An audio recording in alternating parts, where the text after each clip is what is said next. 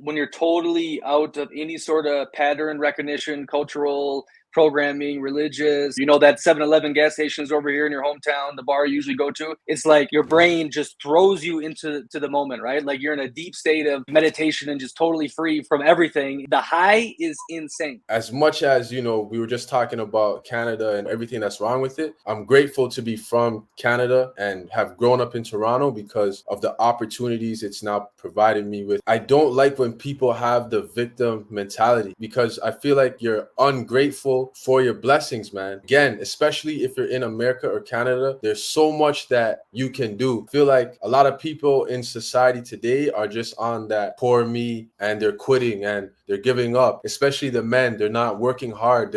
Every American at 18 years old should be sent to one of these places for 1 month, and not on some like Red Cross thing or where they go there to stroke their ego and help the kids and take photos, right? Like, go live there. You just go get sent down there, go live there. We'll give you $1,000. You live like a local. That's even more than a local, and then come back and we'll see what kind of person you are back in the USA. I think if we did this, oh my God, the country would be amazing again.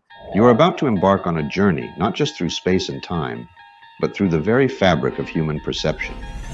Imagine a world where the familiar becomes strange, and the strange becomes familiar. A place where the boundaries of reality blur, and the only limit is your imagination. This is a voyage into the heart of the unknown, where every turn reveals a new perspective, and every story challenges what you thought you knew. Welcome to Bold Perceptions, where we explore the myriad ways people see the world and discover that sometimes the most extraordinary adventures lie just beyond the horizon of our own understanding. All right, back in Bold, a beautiful day in Kenya. The weather is like 70 degrees coming from Egypt. It was 100, so it's a nice little cool down, but so far perceptions are being broken. Obviously as an American, when I hear Africa, especially sub-Sahara Africa, I think, okay, slums, huts, poor people, dangerous. In Kenya, Nairobi, the capital specifically, bro, I feel like I'm in Switzerland after Egypt. It's completely shattered these perceptions, these stereotypes I've had. Having a great time, but this month I got to lock in. In Egypt, it was wild. I don't know if you saw some of my stuff on Instagram. My guest today, Dejuan, how do I pronounce it? Dejuan. Yeah. I don't know if you saw some of the Egyptian things, man. I mean, yeah, Egypt is a wild country. Yeah. I seen the slums. I think you mentioned that you're not that far from like the biggest slum in Africa. It's like 30 minutes away from where you're staying or something. Yeah. So in Kenya, Kirabia, it's the largest slum in all of Africa by size and whatnot. So, but they got so many tours there now, and I heard it's really cleaned up and it's not super dangerous. So I'll definitely be heading down there and get some good content. But it is in Kenya. What I've noticed so far, obviously extremely unequal. But that being said, there's still a ton of like modern buildings. I meet people. They're friendly. They don't seem like they're gonna rob you. There's street hustlers on the street, but they're really kind compared to like some countries. They'll knock it on the door and give me money. And I mean, I'm not noticing that in Kenya. And I met some locals and they're like, yeah, we're just chill people. We had a couple riots here recently because they're trying to hike up the taxes. But, after we do our little riot thing, we go back to being, normal Hakuna Matata. So yeah, Kenya so far has been really good, my friend. You need to check it out. Have you been to Africa? No, haven't been to Africa. But my best friend, Cream South, he went to Africa for almost a month, I think last year or 2 years ago. And he said it was incredible. Like he said, it was like the motherland. Like he felt at home there. So I think he went to Togo. So yeah, I definitely want to visit there someday. Speaking of that feeling, though, I've had that once in Norway. My mother's side ancestry is from Norway, and I took a ferry from Copenhagen to Oslo. And I could just, like, when I was getting into the port, I'm like, damn, like I could feel like my ancestors when they're sailing away. And it was an interesting feeling. Same with Germany. I have a lot of German blood, and but more in the north, and I stayed in the south, so I didn't feel it as much. But I definitely recommend every person go to where your ancestors are from. That's like some spiritual shit. That's you'll feel, something unique. But my friend, my guest, I don't know much about you. We came in touch through the socials. Kind of introduce yourself. Who are you? What are you about? Why should we listen to you? Yeah, so my name's Dejuan Martin. From Toronto, Canada. Um, I grew up playing sports, football, so I was able to travel to the States in my teenage years. I also traveled when I was a kid for AAU basketball. So I went to Chicago, Indiana, Philly, all around the States. Went to Iowa as well. And then I went to school for football, so I traveled around Canada as well. But my travel journey never really started until this past year. So this past year, from April to the end of July, I was in Latin America. I spent almost 4 months there. So I spent 2 months in Brazil, spent 1 month in Peru, and I spent about 3 weeks in Colombia. And man, the solo travel experience is one of a kind, and I honestly think everyone should do it at least one time in their life because it's gonna shift your paradigm, shift your mind in so many ways that I can't really explain. I'm gonna try to, but yeah, you definitely have to do it for sure.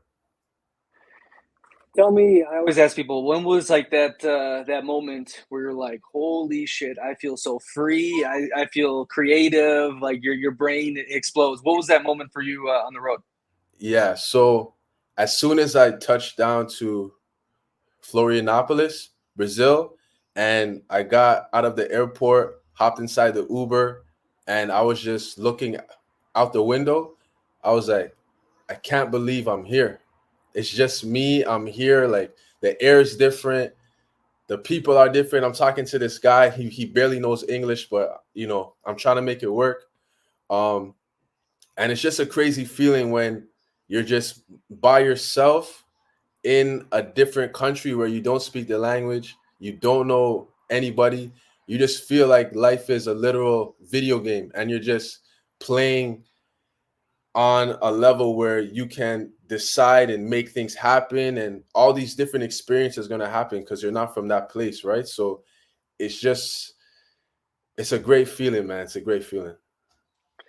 I always think, and I say that when you're totally out of any sort of pattern recognition, cultural programming, religious, that 7-Eleven gas stations over here in your hometown, the bar you usually go to, it's like your brain just throws you into the moment, right? Like you're in a deep state of like meditation and just totally free from everything, and the high is insane. Okay, and this is why before we turn this on, we were just discussing that people get so addicted to the high and they always chase it. They never know when to stop necessarily. For some people, they're the hippie traveler nomad type. We had nomads all throughout our history that lived a similar lifestyle, but it's dangerous because the high is a drug. It's a certain form of drug. And then I've come to realize too, I'm not settling down anytime soon, but when I do, I know I need to find that high somewhere else. Okay. And I need to find getting out of my head, getting out of my pattern recognition, the autopilot in different ways. So it's like,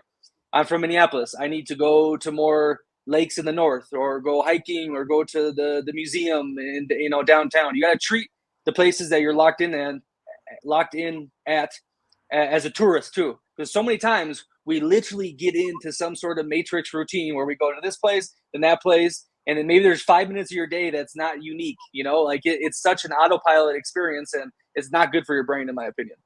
No, no, it's not. It's not at all, man. And that's really one of the things that made me want to travel, was just being in the monotonous routine of everyday life. Just wake up, work on my business, gym, repeat, same thing every single day, 7 days a week. And then it just, it gets to the point where you're just tired, man.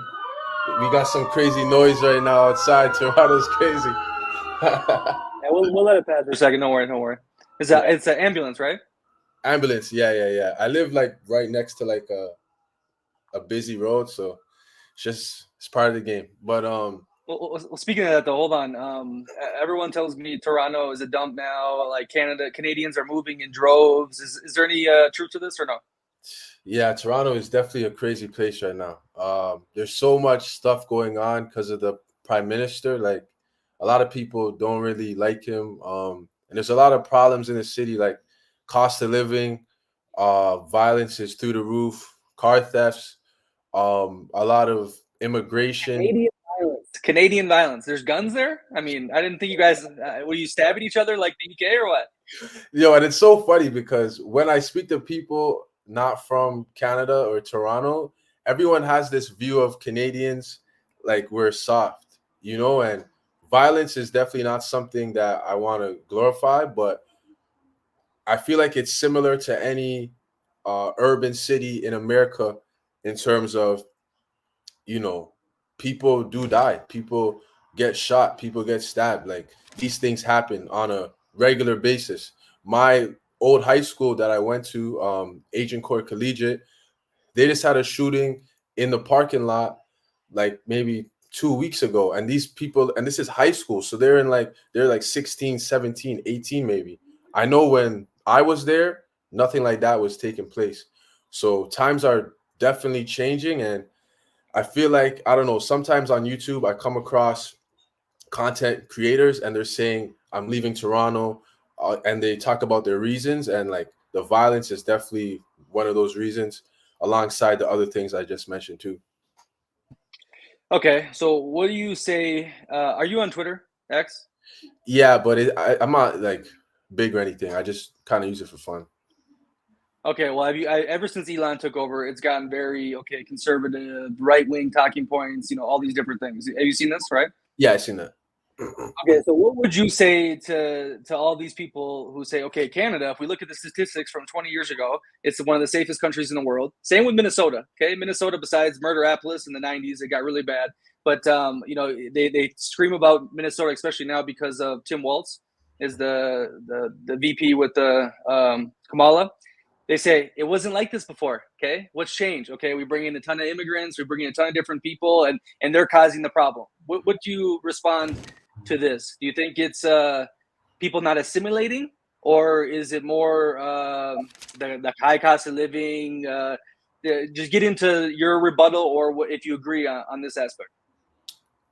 I would say so. What's your question exactly? Canada was safe in the past, and now it's fucking dangerous. Why? Why? Man, I think a multitude of reasons. So number one is, I would say, the cost of living for sure. When people don't have necessary funds just to live a decent life in terms of, rent, food, etc., people are gonna resort to things that is against the law to survive, because at the end of the day people just want to survive, right? So that means if they have to steal a car and sell it so they could feed their kid, some people are crazy enough to actually do that. There's a lot of gang stuff too, but I feel like this stuff has been going on way before I was born, but now it's just heightened because of social media. And I think music plays a big role in that as well. I was just talking to my friend yesterday, and we were saying how music influences people on such a deep level. Like back when I was in high school, you had your gangster rapper music. Guys like Chief Keef were big when I was coming up, but he wasn't really talking about smoking on dead people, right? But the rappers today in Toronto and even outside of Toronto, a lot of them are like, I'm smoking on my ops, right? And ops is like, enemy, but then it's like a dead person, so they're disrespecting people that are dead, right? And it's crazy. So the people imagine how the people feel that are the relatives of the dead person you're talking about. They're gonna want to come kill you now, right? So it's just a perpetual thing. Yeah, I think the music is crazy. The cost of living, and I feel like people just don't have hope, man, because they feel like um there's just not a lot to live for. They don't see a way out. They're just stuck in a dead end job. They don't like what they're doing.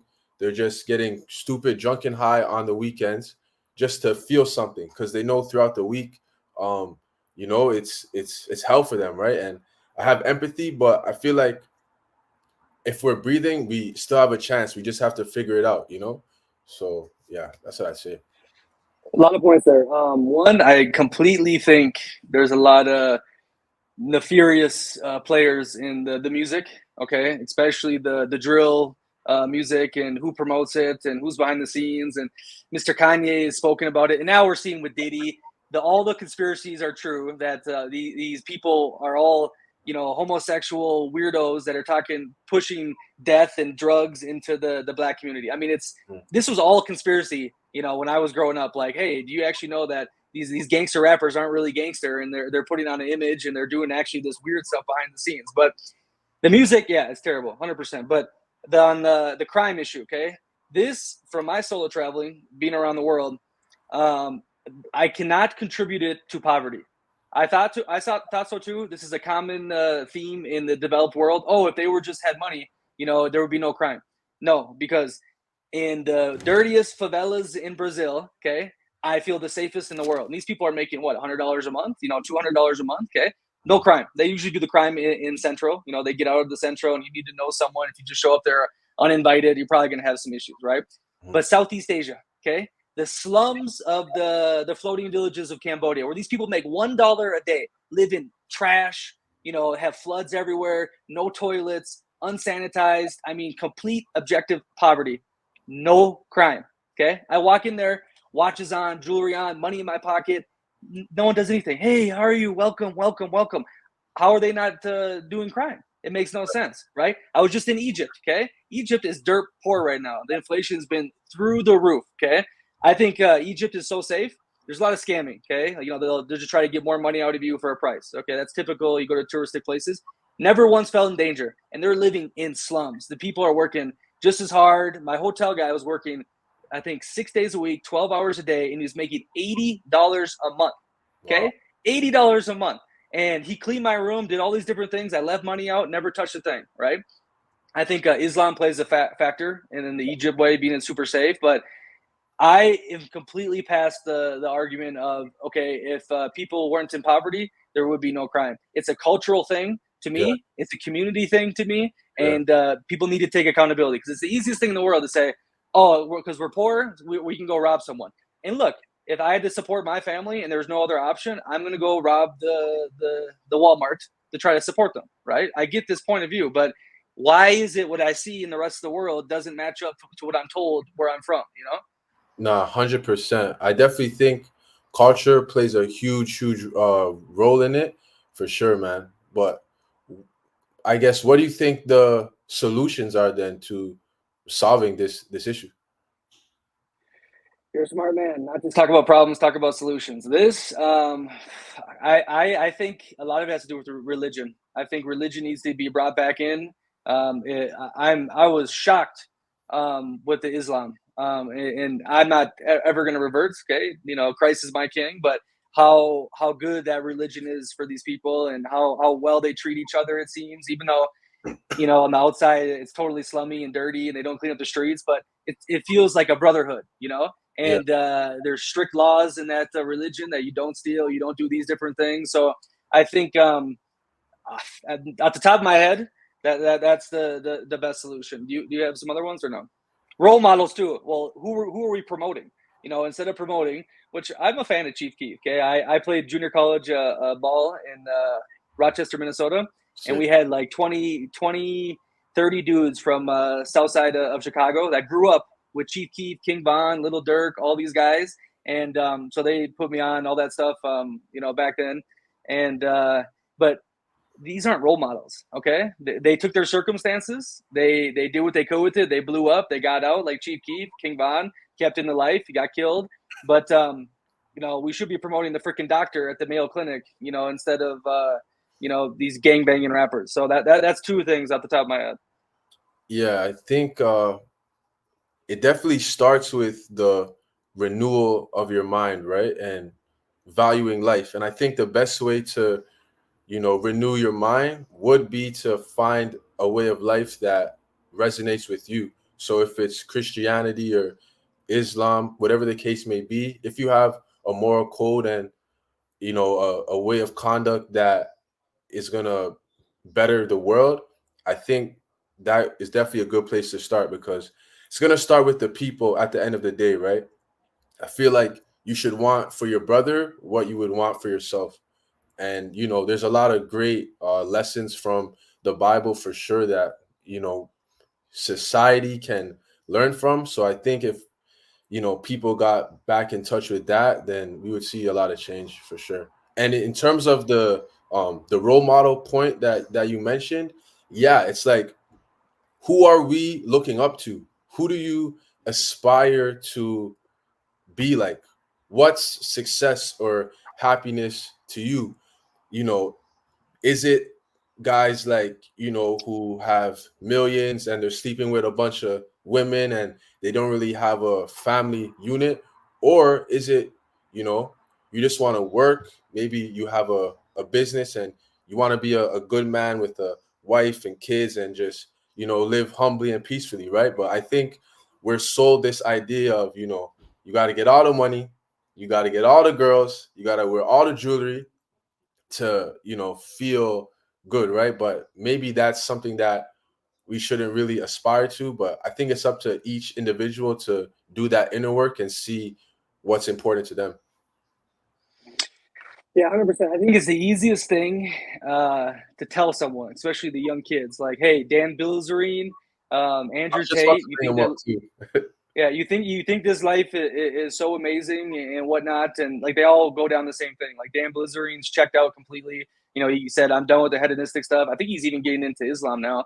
But Mhm. it's so easy telling people this. But I think most dudes learn by experience. Okay, and I Facts. do think you need to taste the rainbow. I think you need to be a total degenerate every once in a while, get hedonistic, and once you get it, you realize, holy crap, this is nowhere near as fulfilling as what the movies showed me or what the musician talked about. You know what I mean? And Facts. then once you internalize it, because few people can ever internalize things without experiencing it. It's very rare. In my opinion. But that's a big point. Everyone says it's the biggest cliche, but I think you have to jump off the deep end. Once in your life to get a taste of that Yeah, first. for sure, for sure. Hi, my friend. So you started the solo travel journey. Mhm. Come up with some big revelations that came over your head during it. Try not to be cliche though. Like, oh, life is cheap over here, and the Brazilians are so much nicer than Canadians. Like give me something interesting. Yeah, yeah. Hmm. Honestly, I would say just like the way of life in Brazil. So I went to Florianopolis, right, which is like a smaller city. I think in high season there's like 1 million people. When it's not high season, there's like 500,000. And I'm from Toronto, right? So it's a big city, and like the way of life is just different. The best thing I could say is here we live to work, there they work to live.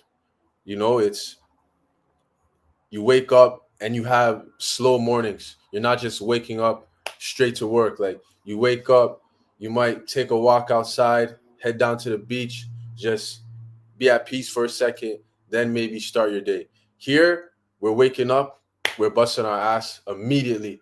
We got to get to it, and I think that goes back to what we were talking about, cost of living. It's so stressful that we have to go hard, or else ends aren't gonna meet, right?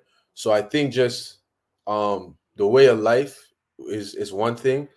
um I'd Hold say on, let me that. let me go in on this one, okay? Because it is a cliche, the work to live, live to work thing.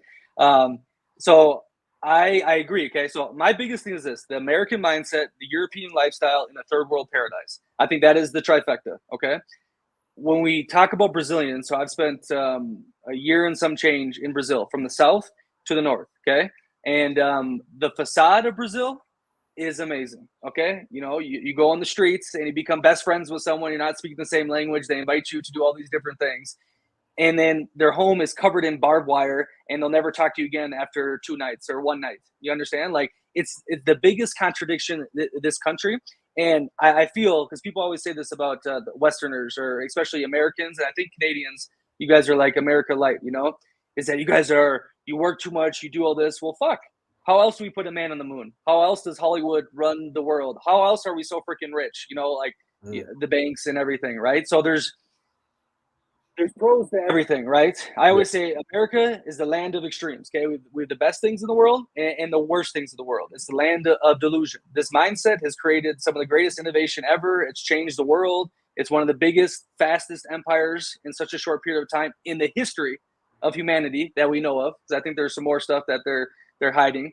But I think that's a good realization, 100%. When you see the Italians doing the same thing, the Europeans are just as bad, but at least their streets are clean. At least you can walk around with AirPods in and not get robbed. You know, in Brazil, you're probably maybe not Floripa. Okay, I think Floripa is very Europeanized, Yeah. but there's and there's pros to this too because I know a lot of Brazilians, bro, that work their asses off for $500 a month, right? So maybe they do have some beleza when they can, but it's not an easy life necessarily for a lot of people. Floripa, there's a lot of rich people. You know that too, right? Yeah, yeah. I think is it the second richest part of Brazil, or is that Sao Paulo? Capita, yeah, Sao Paulo got like the billionaires, but like per person capita thing, Floripa is where like the movie stars, the celebrities get their homes. You know, in the summer is the big ballers and the yachts, and so it's Yeah, wealthy and safe. yeah, yeah, yeah. It was definitely safe there. Um, but yeah, nah, it was cool, man, and also too, just you know, I really enjoyed the people, man. Like they were very friendly, warm. They welcomed me with open arms. They treated me as if I was from there, right? And that was definitely a good experience because that was the first place that I solo traveled to. So it felt good to have a good experience. Yeah, no, I love Brazil. I say Italia has my heart and Brazil has my soul. Okay, Yeah, but I think I already mentioned the point about the facade part. I think when you get in deep to Brazil, you know, after a while and you develop, you know, these deep relationships, you see the rotten core of a lot of the Brazilian culture that makes you kind of rethink many things. Like there's a reason they say never do business in Brazil as a gringo, and it's 110% true because 99.9% you're going to get stabbed in the back once or twice or 10 times. And I've noticed it with relationships, you know, with people, and it's they have a hard time like saying it how it really is. Okay, they like to do the little gossiping, and I don't know if you experienced it because you know you're there for a little bit and you kind of met the people on the outside, but I always push back on everyone says, "Oh, these Brazilians they're the best persons in the world," but they have just as many problems as I think a lot of other places. Still, I love Brazil. I really do, though. yeah. No, I think there's no utopia, right? Everywhere you go in society, you're gonna have your pros and cons. You just have to weigh what is more to you, and you know, live where it's gonna make you feel the most happy. Like we're so like traveling, and here's one thing it did show me: we're so blessed to be from Canada, America, or even Europe, right? Because if we're able to generate an income online and live elsewhere, man, our quality of life is gonna go through the roof. But the people that are born there and live there, they don't have the same opportunity as us. So as much as we were just talking about Canada and everything that is, or Toronto, everything that's wrong with it, I'm grateful to be from Canada and have grown up in Toronto because of the opportunities it's now provided me with my passport. And I'm sure you probably feel the same way too. Yeah, I've said many times, if you were born in the USA, no matter what creed, color, maybe if you don't have a leg, you're disabled or whatnot, you were given a lottery ticket at life, okay? And it's on you to cash it in, okay? If that means getting the remote work, if that means working your ass off in the Alaskan mines for 6 months a year, making $150,000 and then going down to Colombia. I know a guy in Canada that does this, and that's what he's been doing for like 20 years. Makes 150 grand in the oil stuff, and then 6 months of the year he lives in Colombia like a god. So it's on the person, and you got to have. Not everyone, we all want to hear knowledge, right? I could tell you something today that could totally change your life, right? But if someone's not, you can't wait for someone to tell you that. You need to go and search. Oh, where's a good place in Brazil that would be safe for a solo traveler beginner? It's Floripa. Oh, I like that. Okay, fuck it. I'm gonna take a risk. Buy the ticket. Like that's on the person to figure it out. Like and not make excuses. Well, I was told to go down this route. I was told to go to school and get a job and pay off my debt till I'm like 6 years old. Like, and I think anyone from the Western world, and not as much in Southern Europe anymore. Germany, okay, Scandinavia, USA, Canada, Australia. You are giving a best start at life you can imagine if you learn how to leverage it properly. Absolutely. And that's why I I don't like when people have the victim mentality, because I feel like you're ungrateful for your blessings, man. Again, especially if you're in America or Canada, there's so much that you can do, right? And I feel like a lot of people in society today are just on that poor me, woe is me, and they're quitting and they're giving up. Especially the men, they're not working hard, they're going their own way, all this crazy stuff that you see, right? But it's like, man, you have to have hope. You have to have faith. Like, things can turn around. You're actually more blessed than you think, because when you travel and you see how these people are living and how hard they're working and how much little they're making, you're going to be like, man, I'm actually blessed to be in Canada. Let me get off my ass and go apply for that job. Or you know what? Let me actually go to school and get a degree that makes sense so I can, be more financially stable in the future, right? And I think that's also a benefit of travel, is seeing how, especially in places like Colombia too, like you see how these people are living, the homelessness, all this crazy stuff that you see. It'll really put life into perspective for you, right? So yeah, man, I think you just have to be grateful and play the cards you were dealt until you get a new deck, play it again, and just keep going up, man. I was thinking about this. That some of the best taxpayer money that I would be so happy for my tax dollars to go to is to send every American, like when they're 18 years old, for like 1 month in a third world shithole. I'm talking, and okay, shithole. All these places I go to that are considered shitholes, they're good people. Okay, I'm not talking about the people. Yes, they should try to get out of it. Some are literally have the worst hands, given the worst hand in the world, but they should still try to get out of it, some way, somehow, but every American at 18 years old should be sent to one of these places for 1 month. You know what I mean? And not on some like, Red Cross thing, or, where they go there to stroke their ego and help the kids and take photos, right? Like, go live there. You just go get sent down there, go live there. We'll give you $1,000. You live like a local. That's even more than a local. And then come back and we'll see what kind of person you are back in the USA. I think if we did this, oh my God, the country would be amazing again. Our country would be on the best path trajectory in the world. But speaking of victim mindset, so you're right now, I saw your brand on Instagram, fitness coach, but you labeled it fat coach, which is great because everyone's fat in the USA and Canada, right? And we're going into remote work, but the victim mindset, with the obesity epidemic, you're seeing a lot of victim mindset with this. Is that why you niched as a fat coach? Well, so as I mentioned before, I used to play football, so that's how I got into like fitness and coaching people and whatnot. And yeah, I think you know from traveling and being here, no, the West definitely has a obesity problem. I think it comes down to just laziness. It comes down to the food, and again, just the culture. People don't value their health here, and a lot of the times people say, "I'm working so much, I don't have time to, go to the gym or take walks or eat healthy," right? In Brazil, the fitness culture is crazy. Like, I would say for every 10 people that you see in Brazil, maybe two are obese, if that, especially where I was at, like maybe two.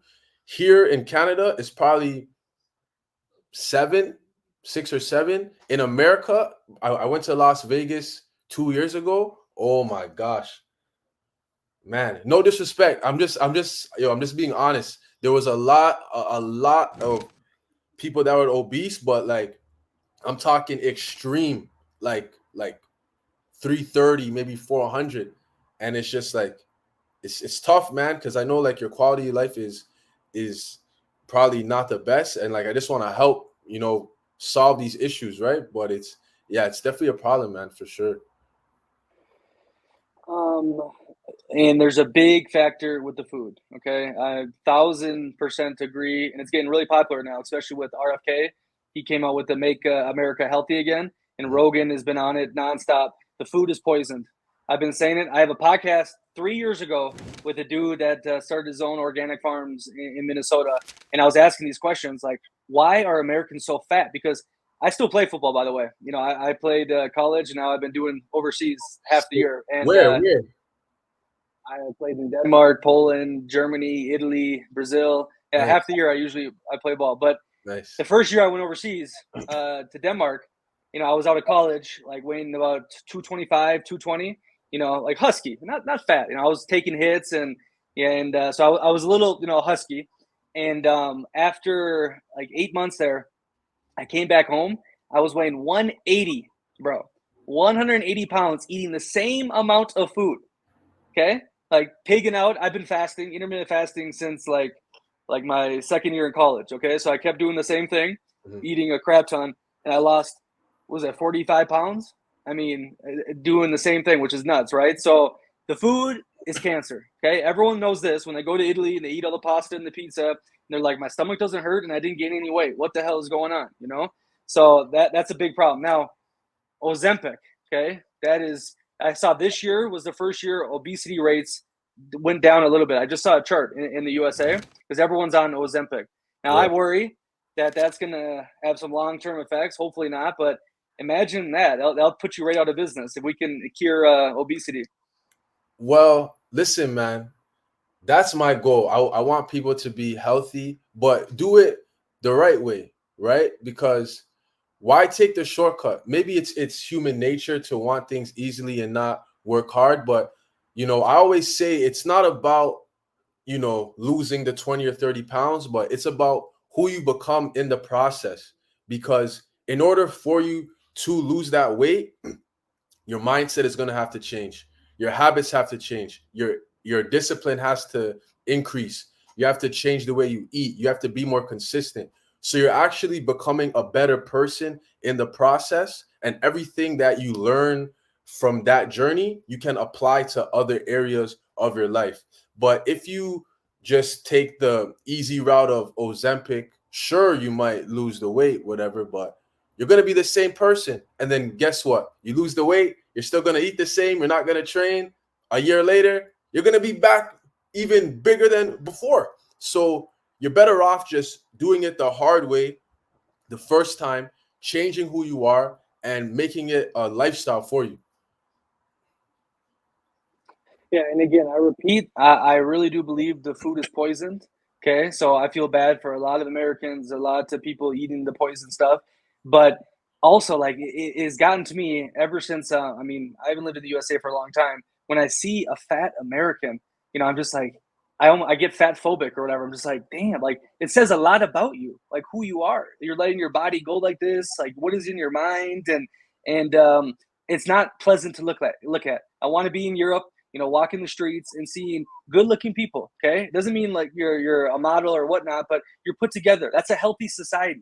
When you have a bunch of, I don't want to live in, what is it called? Idiocracy, the movie. You know, Yeah. everyone's freaking fat as hell with these virtual reality glasses on. It's disgusting. It does.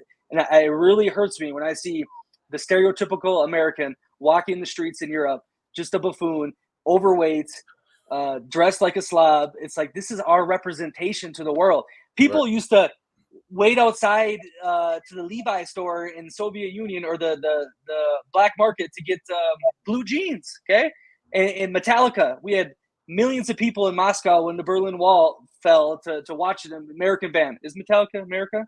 Whatever. You know, like we had this beautiful reputation, and now we're getting destroyed on the TikToks, on these social medias, and I'm fighting back because I can't stand it. Like I critique my country all the time. There's a reason I'm not living there. But when these people start saying all these bad things to me, and then it's verified to them and stereotypes when those people come to the country, it's tough to see.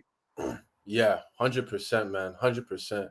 Um, yeah, I think we just have to be healthy overall, because as much as you might not like it, people are judging you when they see you, right? They're judging the way you dress, the way you look.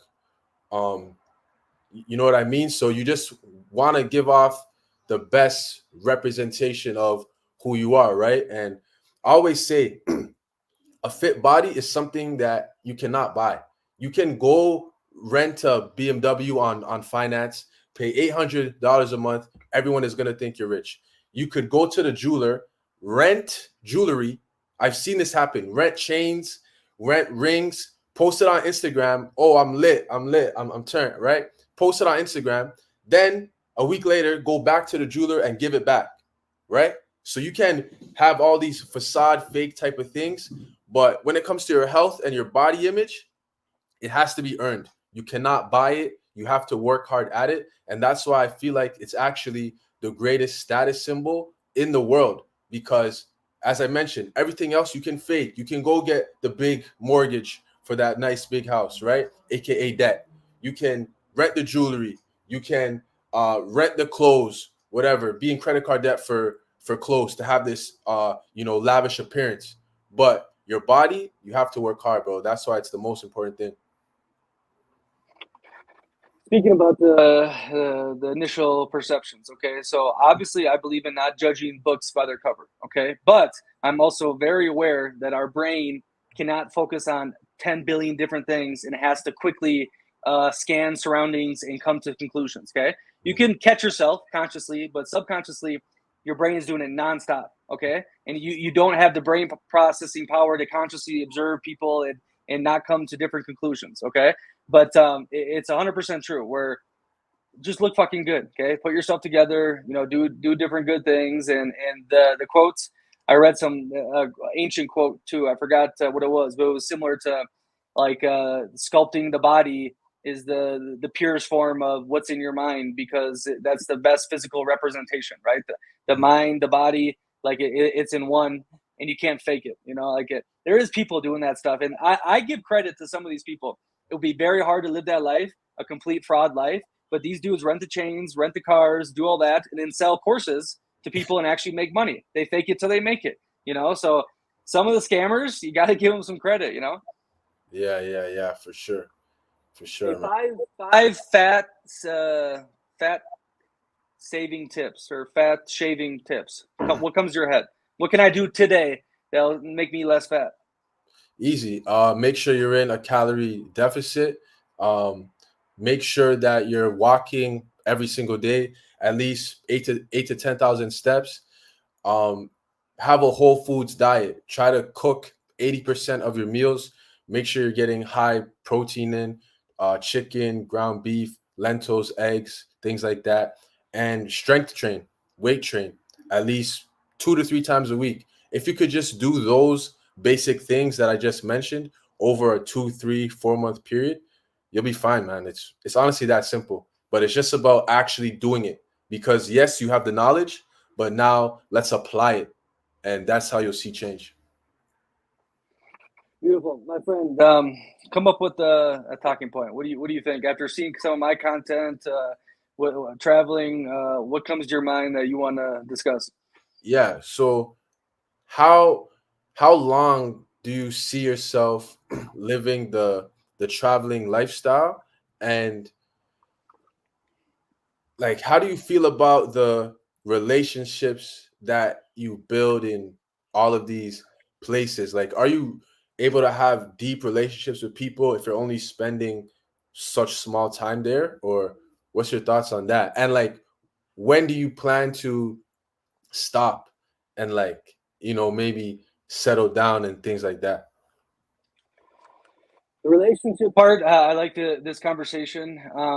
To me, I feel it's just it's the same thing as a normal life. It's just on fast forward mode. Okay, so in your life, you're gonna have friends that leave, right? Okay, high school friends. You go to college, you probably separate from a couple of them. Over a longer period of time, people die, right? Okay, so now I view this travel lifestyle as just super fast forward, right? So you have these beautiful moments with people for a week, a month, 6 months, like half the year I stay in the place, and then they go bye-bye. So it's just, instead of, 20, 30 years, it's 6 months. But out of like 100 people you meet, usually it's 2, 3, 4, that you actually have a lasting, relationship with, beyond it, where you text them, you hang out with them, after you travel to their place again, or they see you in a couple of years, and it's a decent relationship. Now with the FaceTime, all these different applications, like it's easy to stay and connect. Social media and so forth. Yes, they're not next to you holding your hand, but my brain takes a little different on that end. Is I don't really need people near me all the time. Like I see my family once a year, right? That's crazy to some people, but to me, it's like nothing when I see them again. It was like the other day I saw him. It feels like I talk to him a lot on the phone. I do those kind of things. So the relationship part is very tough, though. Okay, especially if you never get a sense of community. Now remember, half the year I'm thrown into community. I'm thrown into overseas football team. So I'm welcoming with open arms. I have a lawyer that's my left tackle. I have a business owner that's my running back, right? So I have connections. They invite you out, so I get this beautiful taste of like community. A lot of nomads don't have that, right? You have to go to the expat groups on Facebook. You have to stay in the city longer time period. But when I'm on the road and going like from city month to month, yeah, it's tough, especially at the start, especially if you have any sort of emotions. You're not a psychopath. I have a Cancer zodiac sign, so I feel a lot of emotions, and that hurts. When you have to say goodbye, but you get used to it, and then you learn. This is life. Everything comes to an end, and you need to appreciate the moments, okay? And whatever happens, fucking happens. And I'll tell you what, every time I've been sad about a relationship ending, whether it be romantically or with a great friend I met, like in Egypt, if I don't pout and get sad about it, something even way better comes my way, right?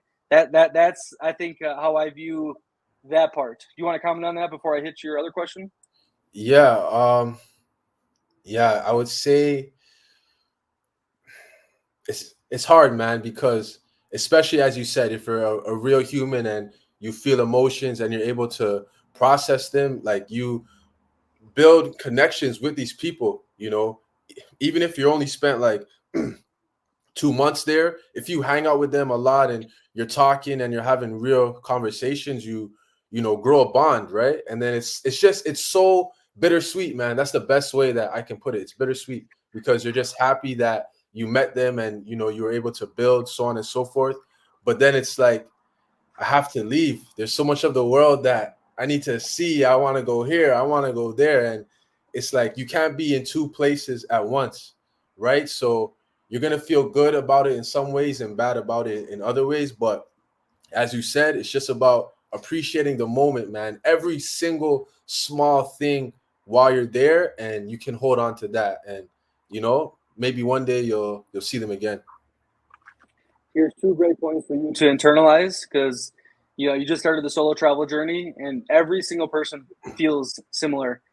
The first point is you would have never met this person if you weren't living this life. Okay. So the fact that you were even taken off in the first place, that's how you met them. That's how you had these beautiful moments. Okay.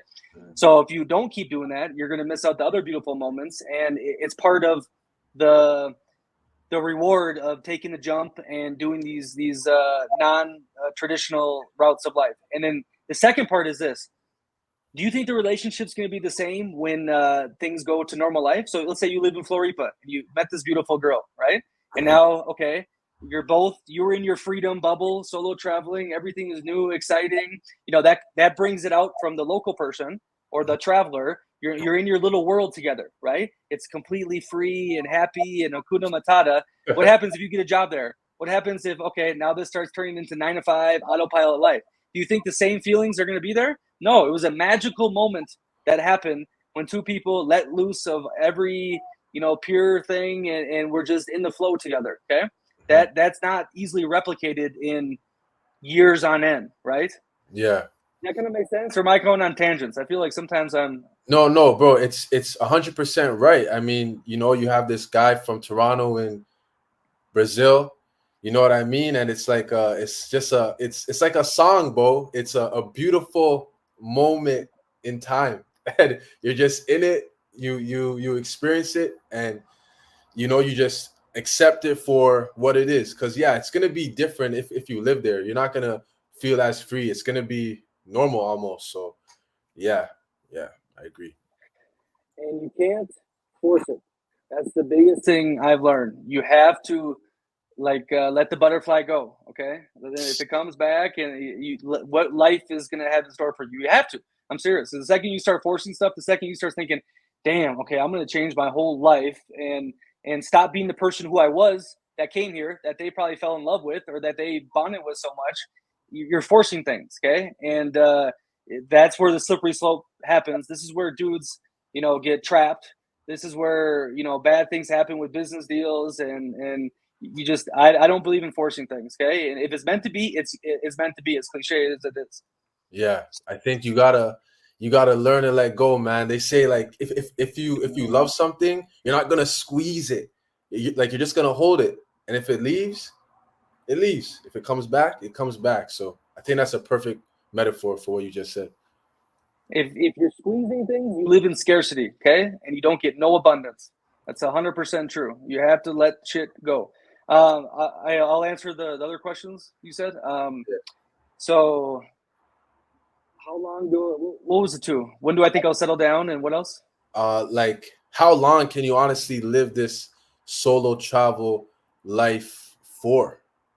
Like I don't know. I feel like I don't want to be 45 just traveling. Like, I feel like there's a moment in time that this life has to take place. And like, once you do that, it's time to move on to the next thing. Yeah, 100%.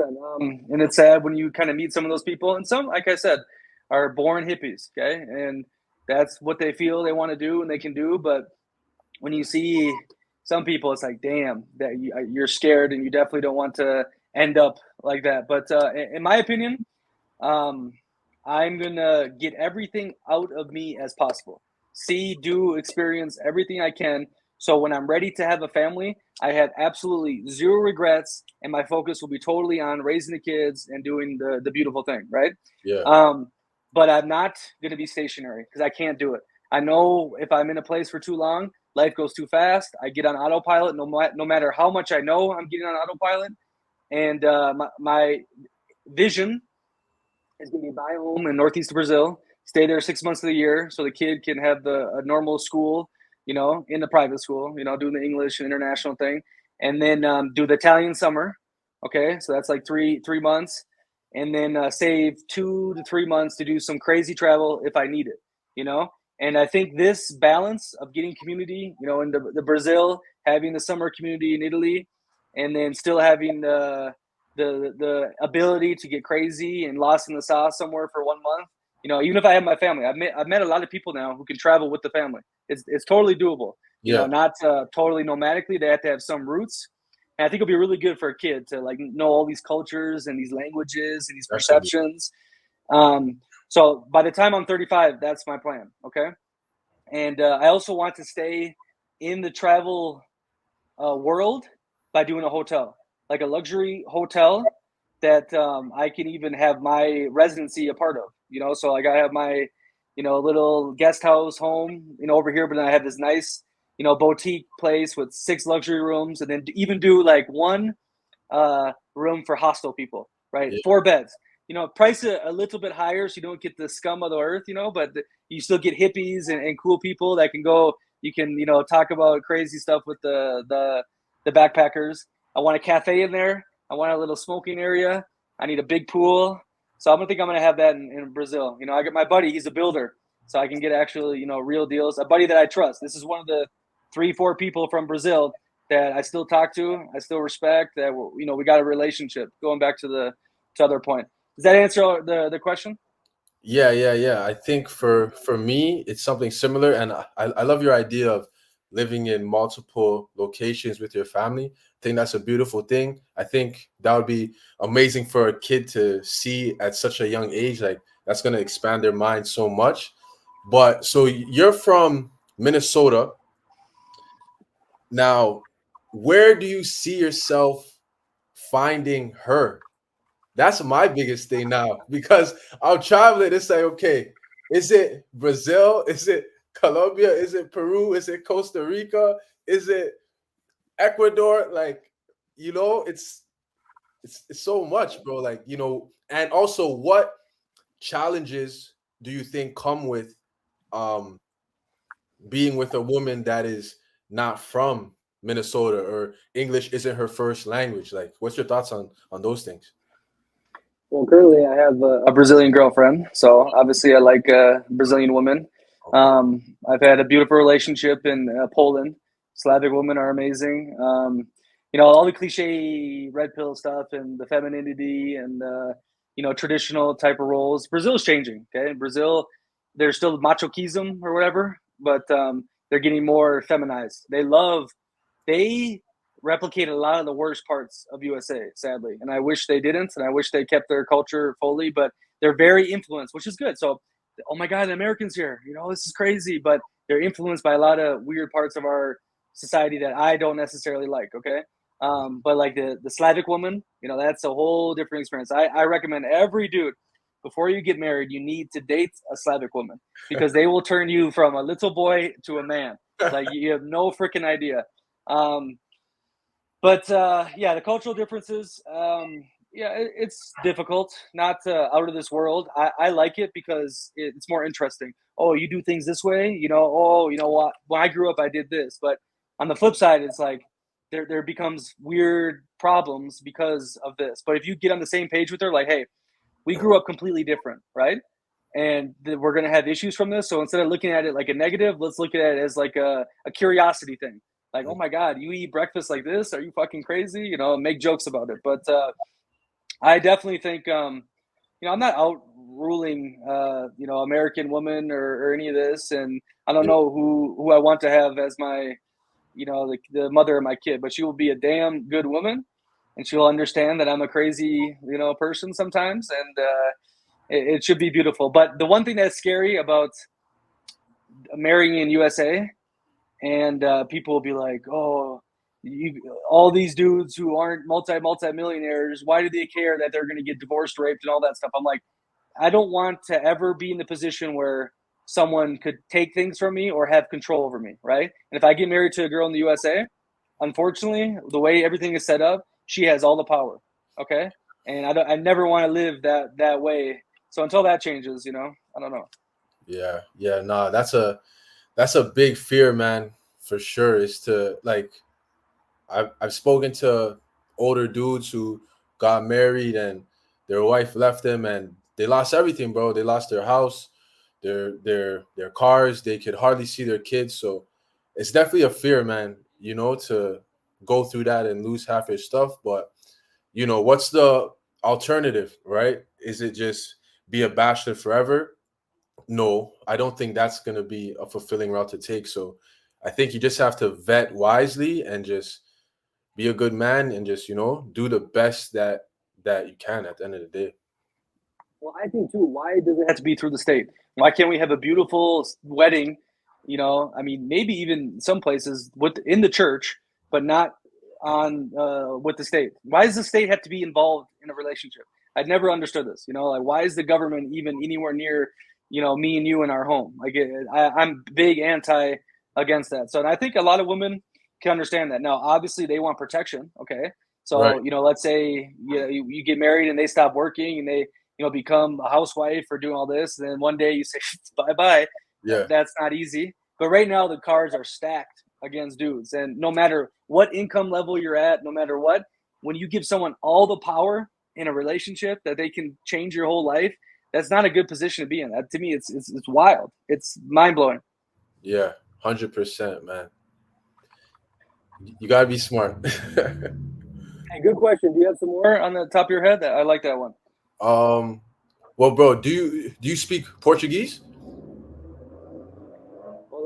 Hola, bonita, beleza, obrigado. That's about it. No, okay. So, does your current girlfriend speak English? Yeah. Okay, so you're good then.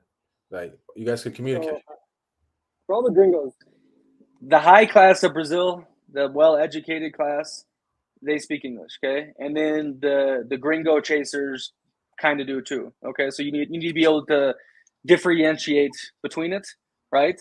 And obviously, I recommend dating like a higher class because they can relate to you more, like culturally or lifestyle wise, like And still, I think the favela girls and normal people are great and beautiful, but it's a whole different world that they understand and grow up in. And then you got to be careful with, okay, am I getting clowned? Am I getting taken for?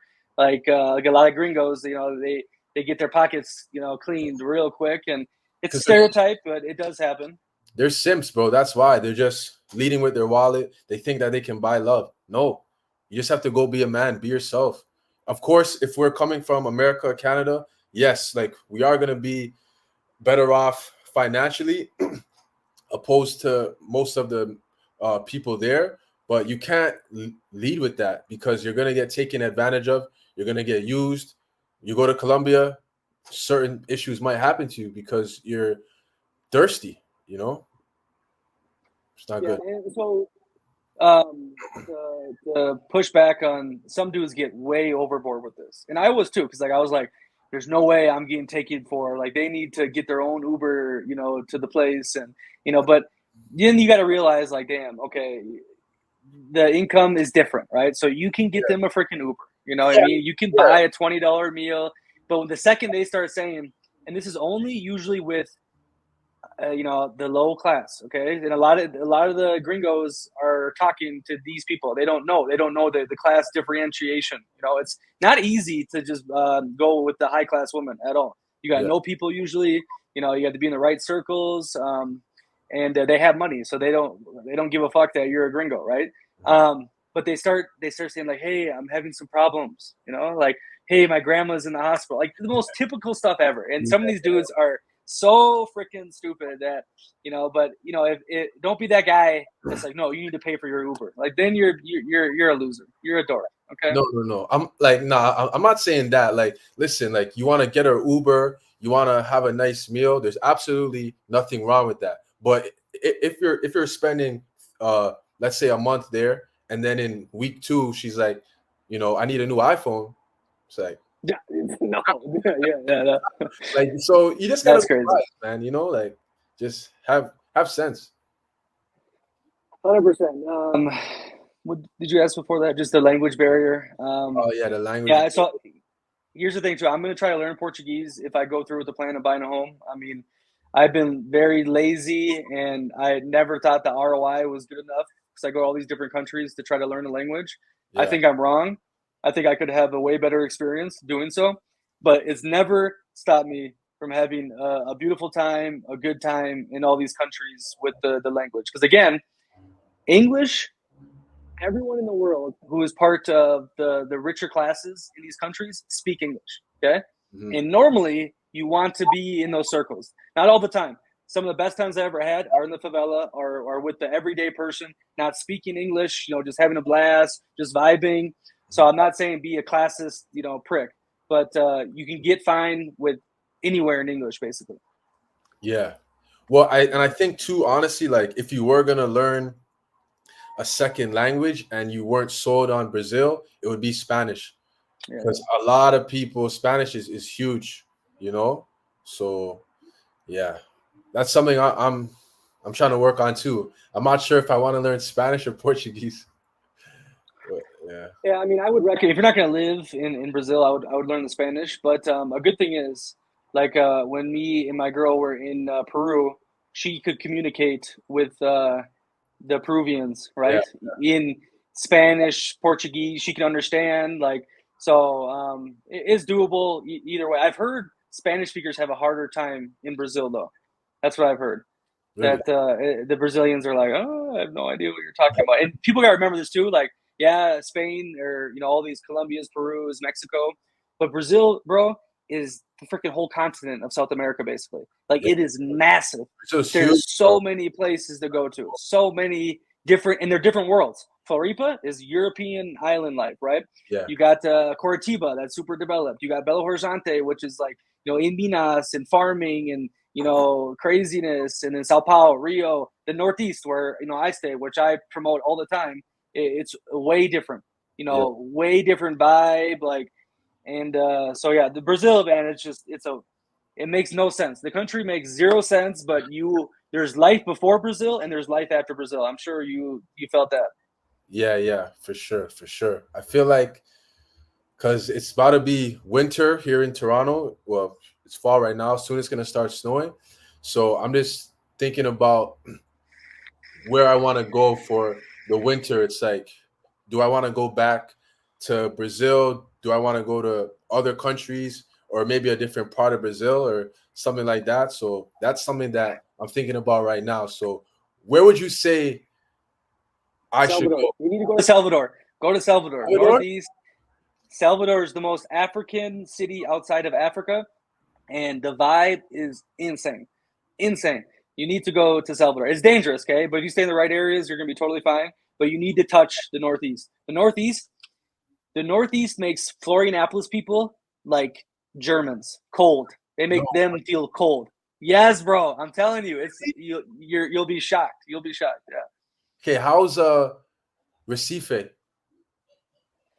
If you go there, I got people, so you'll be totally fine and you'll have a great, beautiful time. But I would choose Salvador any day over Recife. So Recife, I felt more in danger than Salvador. And you can't swim in the beach. There's sharks. Yeah, I seen that. I seen that. Okay. Word. Yeah. Fortaleza, I got a person there. Fortaleza, I think would be ideal. I would say Joe Pessoa, but I need to know more of your vibe because that's more of like a really chill city. Zero or very little English. And Salvador, I'm telling you, it'll be a cultural experience like you've never had. It's a wild place. And you could be there for Carnival. That's the famous Carnival. They're in Olinda in Recife. Wow. Okay. And Rio, of course. Noted, man. But bro, I would go to I like Santa Marta a lot. That's more chill in Colombia. Cali is a great vibe with the salsa. No beach though, just get a place with a pool. I like Colombia. I'm gonna go back. Cartagena's a shithole. You know, like it's the biggest Spirit airliners are there. Prostitutes everywhere. You know, it's unfortunate too because it's a beautiful like colonial city. And then Mexico is, I mean, the Riviera, but I heard it's pretty overpriced now. Bro, I thought about Mexico, but I'm falling victim to the propaganda and stuff. But with like the cartel and the and stuff, that's BS. That the cartel. They want you to have a good time because they own everything. So you pay them money with the tourism, you know. Okay. But if you go down there and try to start selling drugs, yeah, you're gonna end up on the news dead. Okay, so where in Mexico? Tulum, Playa del Carmen. Where's like somewhere to go? So I spent a lot of time in Playa del Carmen, Tulum, Cozumel, Merida, and Merida's great. And I don't know how many. There wasn't many gringos when I was there. This was COVID. And no English, like all Spanish, which was cool, but it's hot. The 30 minutes away is Progreso Beach. It's okay. There's some good, cool band, live music places, good food, and then safety, super safe in Merida. I guess like the rumor is the cartel sends all the kids, different cartels send their kids to Merida to go to school, so it's off limits. That's the rumor. But so if you were gonna go to Mexico right now. And this is like 4 years ago, so I think it's changed a lot. Like Tulum's overran, right? I have a buddy down there. You know T-Bob? Did you watch his videos? Foreign Strategies about Floripa? I bet you did. I think so. Yeah, I think so. Yeah. He's got a house in Tulum. He made a lot of money buying land too back then. Nice. And but it's the types that go down there for the Instagram and you know they're playing hip hop music everywhere. Like it's like Americanized, like just like Cancun. I don't know what Playa del Carmen's like anymore, but Bacalar. I love Bacalar. I heard it's still pretty under the radar. It's really hippie mellow. So it's not like you're going to, you know, have a wild time, but it's chill. Really good. Sick. Have you been to Dominican Republic? No. No? Okay. Jamaica's crazy. Yes, sir. I'm from there. Though. From there. You're Jamaican? Yeah, half Jamaican, half Trinidadian. Have you been to Jamaica or no? Yeah, I went when I was like 10, but haven't been back since. I enjoyed it, but dude, it's like Montego Bay is super over touristic. Yeah, and I met some fun locals though. I had some crazy stories from that place. Yeah, hell yeah. But bro, like if I was you, if you can go to Africa, because right now in Kenya, I'm having a really good time. Like I'll have a better review after a month, but I see these YouTubers because now that I'm here, it keeps popping up. And black dudes from America, they're like, Kenya, I've been all over South America. This is the best. I love it. You know, the people, all this. And so maybe That's not the motherland. You said, oh, kind of, before Jamaica and Trinidad, Africa. So Yeah. Ghana looks pretty good. I heard Ghana has great beaches. That's My on the West Africa. my boy's from Ghana, and he said in December they have some like cultural thing for the month or something. I'm not sure exactly what it is, but he said Ghana in December is sick. Yeah, I mean the bad part is flights. So I think the only good flights are to Johannesburg in South Africa from USA. So you got to find the flight stuff. Yeah. But bro, I would go to Salvador. If you So, like Brazil, you get to see a whole new Brazil that is insane. noted, man. Noted. How many months would you go for? Are you thinking like 3 months, 4 months? Um,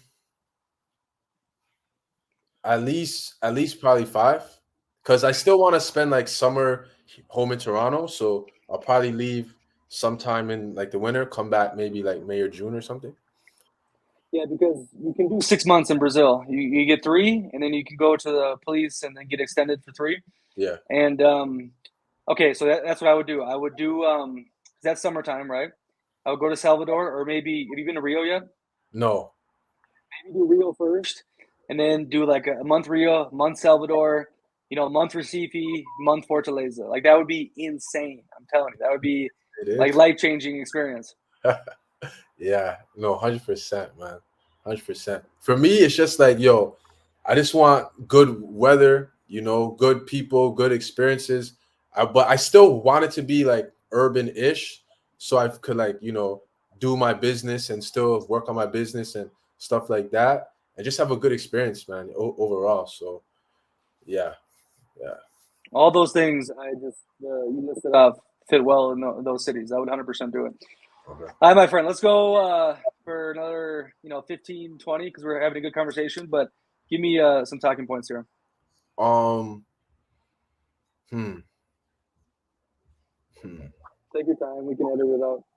Okay. You could do Edison shit, right? Yeah. Okay. So where would you say is, well, I guess you kind of asked, but I'll ask. Or what's your favorite place so far, and why? Yeah, so the whole Italy has my heart, Brazil has my soul, I think is my answer on that, because that question is like, okay, where's the coolest place to party? Where's the coolest place for history? Right. Like there's never one country like we talked about that fits all the boxes. I personally think the best mix between like the best of the first world and the third world, these are outdated terms, but developing countries, undeveloped countries, is Italy. Okay, I feel like you still have the north is rich, the south is poor. You have all the history, you have all the food, you have the safety, but also you have this like Italian chill life. But then there's kind of grimy parts, and I think Italy can do it for most people. Now it's not cheap unless you can know how to move. If you're gonna move like a tourist, you're gonna be spending a lot of money.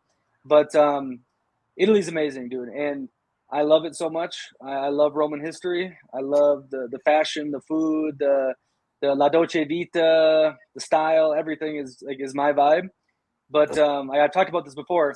After like 3-4 months in Italy, the rose-colored glasses come off, and then you start talking with the locals, and they'll tell you this.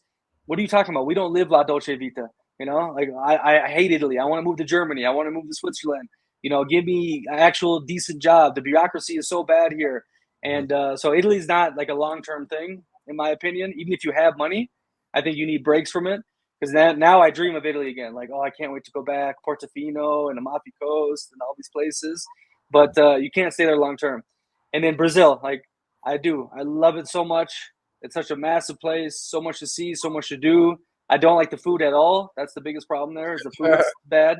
The wine is terrible, and only like good wine is imported. So like a €5 bottle in Italy is like 35 euros in Brazil. So that's annoying part. But the people, I do love them, but I'm aware of them now. I'm not getting sucked into dumb stuff.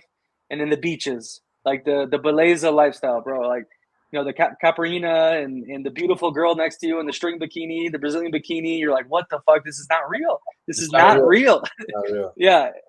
And so yeah, those are my two. Like, damn, Italy these and places Brazil. are, yeah. So you said that you play football half the year, which is sick. Shout out to you. How do you sustain while traveling? Oh, like outside of football? Yeah, like Yeah, I have businesses. I work with real estate agents in the USA. Yeah, sick, sick, bro. yeah. But football pays too. So it's professional. Like I'm considered a professional. My teammates, for the most part, are doing it for free, but the Americans get paid to do it. Okay. And people are surprised. Yeah, the perks. You get the nice house. I was staying in the middle of Munich. Beautiful location. You get the transportation, the flights. A lot of perks, and then a salary. So it's a good little gig. It keeps me. So when you live the life, I think you'll come to this if you spend 5 months in Brazil.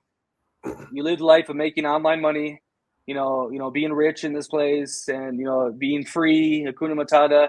It gets old, right? No matter how beautiful the women are, how good the drinks are. We talk about purpose and bigger picture. And Dan Bilzerian life isn't the way, and that's what football gives me.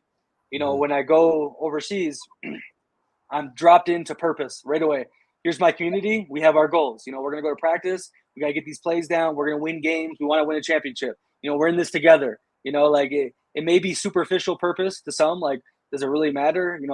American football in Germany or here and there. But it's that feeling of, working hard, sacrificing, and going to war on the field that it fulfills me so much. The other purpose I have is the bull perceptions. What we're doing right now, creating content, helping people out, expressing myself creatively is key. And I recommend this to every nomadic person, bro. Don't matter where you are, how beautiful it is, how rich you get. You need to have bigger things outside of money and freedom and all this to actually feel alive. No matter how free you are, how rich you are, if you have no purpose, you're fucked. Agreed, man. Because it's never gonna be enough, man. It's never gonna be enough travel. It's never gonna be enough money. I don't care how much you travel. You're never gonna see every single place in the world. You're never gonna be as rich as Bill Gates, you know. So it's like you have to find your meaning in deeper things outside of that type of stuff. And circling back to what we first talked about how to like solve the issues, I think a big part of that meaning is religion and God, right? And just finding whatever that is for you. And that's like another topic where it's like I know as a Christian, you're supposed to, you know, basically help people find the light and make them become Christian, for a lack of better words. But like, I don't know how I feel about trying to sell Christianity to someone who's Islamic. Like, if that works for them and they feel like, they have a relationship with the higher power, I think, if it works, like, let them be. Like, I have friends that are Muslim, but it's not like I'm trying to tell them, no, you need to be Christian. I just think, if you have a religion and a moral code that you follow, like, it's good. I don't know, man. What's your thoughts on that, being a Christian? Oh, another thing is purpose with the family. So I think that's like a cheat code to purpose. Once you have the kid, I mean that you need to raise the kid. You need to make sure he's healthy. Like it's really selfishly a cheat code to having purpose, right? Yeah. But the religion thing, yeah, the Muslims in Egypt I've been Turkey, Tunisia, Albania's I think just finally not majority Muslim now, and then Egypt, and everyone I mean was super chill to me. They're like, dude, Jesus is the prophet. We love Jesus. You could tell some of them were like, hey, but maybe you should think about this and that. But for the most part, they're like, no, Coptic Christians in Egypt, they're our brothers. We all live in peace, Hakuna Matata.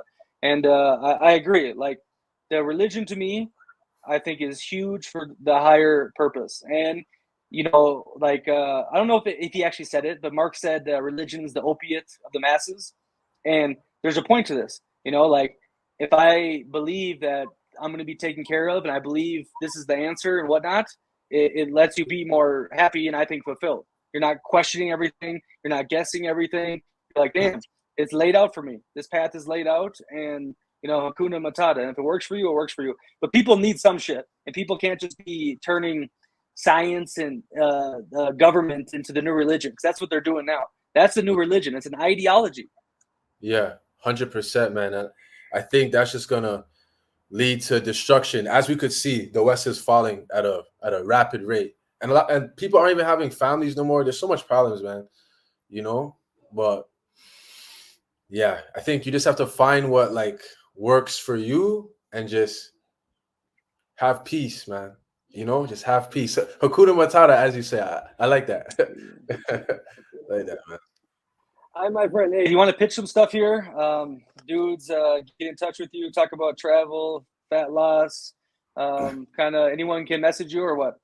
Yeah, yeah. Honestly, I love having these conversations about traveling and just, life in general. So if you guys have questions about, Brazil, Colombia, Peru, or you want help getting in shape, losing fat, you need help, just send me a message on Instagram. My Instagram is Dejuan J Martin, DejuanJMartin. And yeah, man, God bless. Nick, thanks for having me on, man. Great podcast you have going. I told you I watched it and I'm like, yo, this is dope stuff. I really want to come on here. So keep on doing your thing, bro. And, good luck on your travels too. Hey, I appreciate it. It was a pleasure to meet you. Hopefully, I might be in Brazil come 2025. So if that's the case, definitely got to get together. And then, of course, anything you need from me, you let me know, and we'll get you situated. And I hope you get back on the road, and do some more content. I saw you started vlogs, and keep doing the travel vlogs. For sure, bro. Appreciate it, man. Thank you. All right, everyone else, live bold.